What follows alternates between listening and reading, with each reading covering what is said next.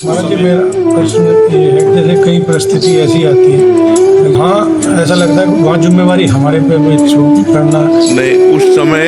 उस समय आपकी जिम्मेवारी, क्योंकि आप अंतर्यामी तो है नहीं, आप तो साक्ष्य और रिपोर्ट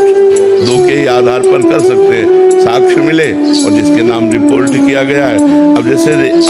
वो निरपराधी है और रिपोर्ट हुई, उनको पकड़ना पड़ेगा, उनको ये उसका प्रारब्ध है, वो पाप का प्रारब्ध है जो अभी तक भोगा नहीं है, और वो पाप गुप्त है, तो अब उसे फंसाएगा, उसमें आप कोई अपराधी नहीं है, उसमें आपका कोई दोष नहीं है, क्योंकि जैसे न्यायाधीश है, अब वो तो साक्ष्य के अनुसार दंड देता है और निर्दोष है, लेकिन पूरे साक्ष्य उसके हैं, तो उसका कोई पाप है पूर्व का जो उसको दंड देने के लिए उद्यत हो गया है। वर्तमान में तो निष्पाप है, लेकिन उसका पूर्व का कोई पाप है, तो इसमें आप का कोई दोष नहीं है।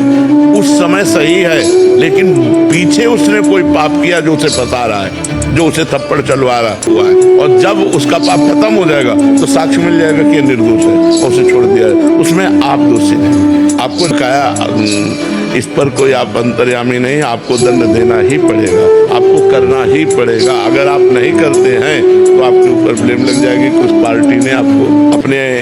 अधीन करने के लिए कुछ किया है, तो इसलिए आप इसमें निर्दोष है, इसमें तो हमें कोई दोष नजर नहीं आता। ये हमेशा हर पुलिस वाले के साथ